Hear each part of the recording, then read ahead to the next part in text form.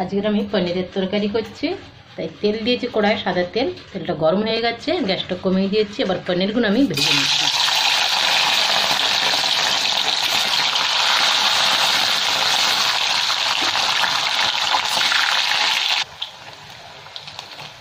এখানে আমার পনিরগুলো ভাজা হয়ে গেছে, সব উঠিয়ে নিয়ে গরম জলের মধ্যে দিয়ে দিচ্ছি। সাথে সাথে গরম জলের মধ্যে অল্প একটু নুনও দিয়েছি, তাতে নরম থাকে একটু।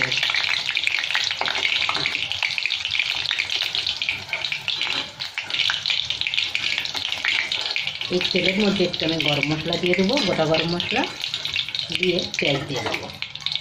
গোটা গরম মশলার মধ্যে একটা দিয়ে দিলাম তেজপাতা, বড় ইলাইচি, দারচিনি 2 টুকরো, 2টো ছোটো ইলাইচি আর 4টে লবঙ্গ দিলাম। একটু দেবো গোটা জিরে, গোটা জিরে দিয়ে দিলাম। গ্যাসটাকে কমিয়ে দিয়েছি। একটা দেবো শুকনো লঙ্কা ছিঁড়ে দিয়ে দিলাম। এবার আমি 3টে বড় সাইজের পেঁয়াজ রেখেছি, পেঁয়াজটা দিয়ে দিলাম। এই পেঁয়াজগুলো ভালো করে ভেজে নিতে হবে আমাকে, একদম বেরেস্তার মতো। তারপরে গিয়ে টমেটোর পিউরিটা দিয়ে দেবো লাস্টে। এটা এখন ভাজা হোক ভালো করে। এদিকে কটা আমি টমেটো ঘষে নিচ্ছি আর আদা রসুনটা পেস্ট করে নেব। এখানে আমার পেঁয়াজের বেরেস্তা হয়ে গেছে। এবার আমি দিয়ে দিলাম আদা রসুন 1 চামচ, বেশি দেবো না। এটাকে আবার 1-2 মিনিট ভালো করে ভেজে নিচ্ছি আমি। গ্যাসটাকে কমিয়ে দিয়ে ভাজছি। এবার আমি শুকনো মশলা কিছুটা দিয়ে দেবো। এবার আমি এক এক করে মশলা দিয়ে দিচ্ছি।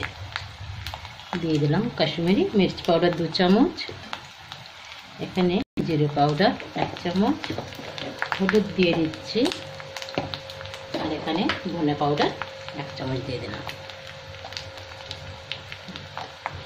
1-2 মিনিট এটাকে নাড়াচাড়া করে নেব। তারপরে আমি টমেটো দিয়ে দেবো।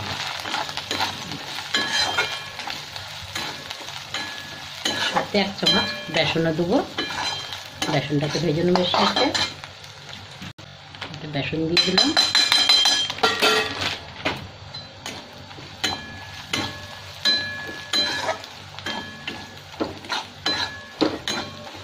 তাহলে কি আর ঝোলটা খুব পাতলা জল জল হবে না, গাঢ় হয়ে থাকবে ঝোলটা। এবার লাস্টে আমি দিয়ে দিচ্ছি 2টো টমেটো, বড় টমেটো ঘষে রেখেছিলাম, এটা দিয়ে দিলাম।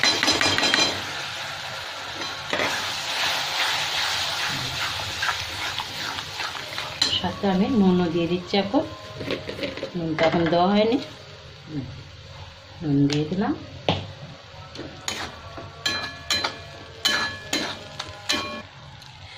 এখানে আমার মশলার থেকে তেল ছেড়ে দিয়েছে। এবার আমি দইটা দিয়ে দিলাম।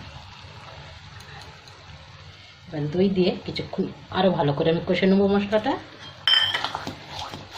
তারপর আমি পনিরটা তুলে দেবো।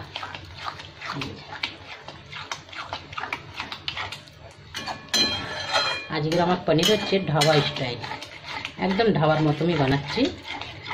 এটা পরোটা বা ধাবার তন্দুরি রুটির সাথে খুব ভালো হয় খেতে, কিন্তু আমরা বাঙালির বাচ্চা তো, তাই ভাত দিয়েই মেরে দেবো একে। এই জন্য আজকের আমাদের ভাতের সাথেই চলবে।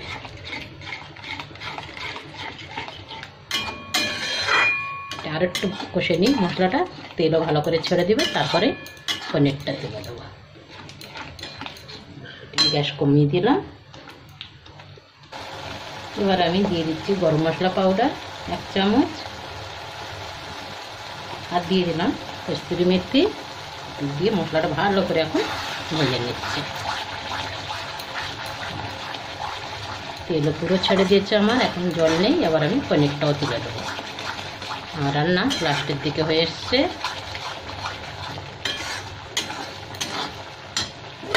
জলের থেকে পনিরগুলো সব তুলে দিয়ে দিলাম।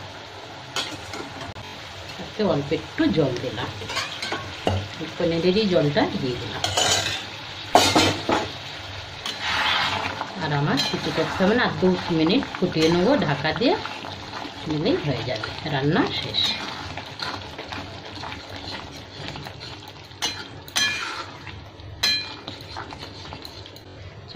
ঢাকা দিচ্ছি।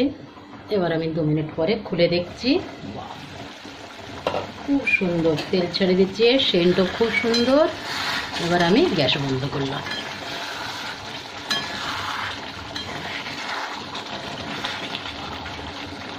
আপনাদের যদি রেসিপিটা ভালো লাগে তাহলে অবশ্যই লাইক, সাবস্ক্রাইব, কমেন্ট, শেয়ার অবশ্যই করবেন। ধন্যবাদ।